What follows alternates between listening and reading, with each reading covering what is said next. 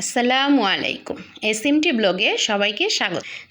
যারা আমার Facebook page থেকে দেখছেন তারা আমার পেজটিকে লাইক ও ফলো দিয়ে পাশে থাকবেন, আর যারা আমার ইউটিউব চ্যানেল থেকে দেখছেন তারা আমার চ্যানেলটিকে সাবস্ক্রাইব করে পাশে থাকা বেল আইকনটি বাজিয়ে দিবেন। তাতে করে আমি ভিডিও দেওয়ার সাথে সাথে নোটিফিকেশন আকারে চলে যাবে। আর যারা অলরেডি সাবস্ক্রাইব করেছেন সবাইকে জানাই ধন্যবাদ। আজকে আমি বানাবো মাংসের পুরে ভরা রোল।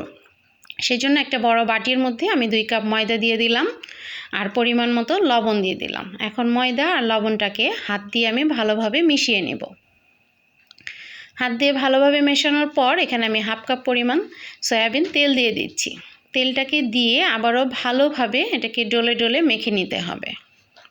আর বেশ কিছুটা সময় এটাকে মাখানোর পর আমি এখানে অল্প অল্প পানি দিয়ে একটা ডো বানিয়ে নিব। আমরা যেরকম করে পরোটার ডোটা বানাই ঠিক ওরকম করে এটাকে আমি মেখে নিচ্ছি। তো মাখানো হয়ে গেছে। এখন আমি অল্প একটু তেল উপরে দিয়ে এটাকে 2 মিনিটের জন্য রেস্টে রেখে দিব। এখন আমি এখানে পুর বানানোর জন্য চুলায় চলে আসলাম। একটা ফ্রাই প্যানের মধ্যে কিছুটা তেল দিয়ে দিলাম আর 1 কাপ পরিমাণ পেঁয়াজ কুচি দিয়ে দিলাম। পেঁয়াজ কুচিটাকে দিয়ে ভালোভাবে নেড়ে চেড়ে মিশিয়ে নিতে হবে।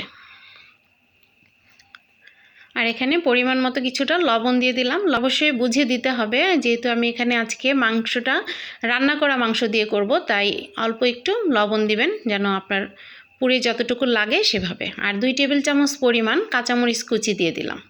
আর 2টা আলুকে এখানে আমি সেদ্ধ করে ম্যাশ করে নিয়েছি, সেই আলুটাকেও আমি এখন পেঁয়াজের মধ্যে দিলাম।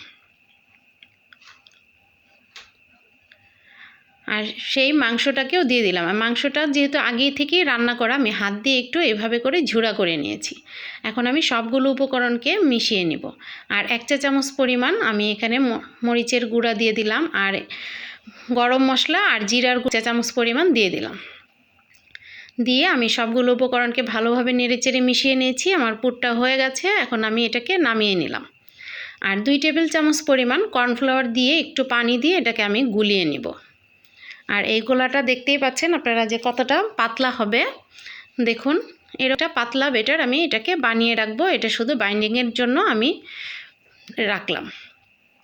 আর সেই মেখে রাখা ময়দাটা থেকে আমি কিছুটা ময়দা নিয়ে নিলাম আর একটা বড় করে আমি রুটি বানিয়ে নেব। আমরা যেরকম করে রুটিটা বানাই ঠিক ওরকম করেই আমি একটা পাতলা রুটি বেলে নেব। এই দেখুন এটাকে বেলে নিয়েছি আর সেই বানিয়ে রাখা মাংসের পুরটা আমি এই রুটির মধ্যে দিয়ে দিচ্ছি। পুরো রুটিটার মধ্যেই আমি দিয়ে দিলাম। এখন আস্তে আস্তে আমি এই রুটিটাকে রোলের আকারে গড়িয়ে নেব। দেখতেই পাচ্ছেন আমি কিভাবে করে বানিয়ে নিয়েছি, আর এটা কিন্তু আপনাদের দেখেই বুঝে নিতে। এখন আমি একটা করে সাইজের আকারে কেটে নিচ্ছে। যে যেরকম সাইজের ইচ্ছে আপনারা সেরকম করে কেটে নেবেন। আমি এরকম করে কেটে নিলাম। এই তো দেখুন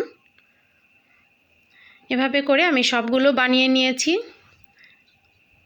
আর এখন ভাজার জন্য আমি একটা ফ্রাই প্যানের মধ্যে বেশ কিছুটা তেল দিয়েছি। আর সেই যে গুলে রাখা কর্নফ্লাওয়ারটা সেখানে একটা করে ডুবিয়ে আমি এটা তেলে ছেড়ে দেব। যেহেতু আমার রোলগুলি থেকে মাংসগুলি দেখা যাচ্ছিল, তাই মাংসটা বের যেন না হয় সেজন্যই আমি এই কর্নফ্লাওয়ারে গুলিয়ে নিয়েছি। এই তো আমার রোলগুলি বানানো হয়ে গেছে। আমার রান্নাটি যদি ভালো লেগে থাকে প্লিজ একটা লাইক করে দেবেন, করে জানাবেন কেমন হয়েছে। ফ্রেন্ডস অ্যান্ড ফ্যামিলির সাথে শেয়ার করে দেবেন। সবাই ভালো থাকবেন। আল্লাহ হাফেজ।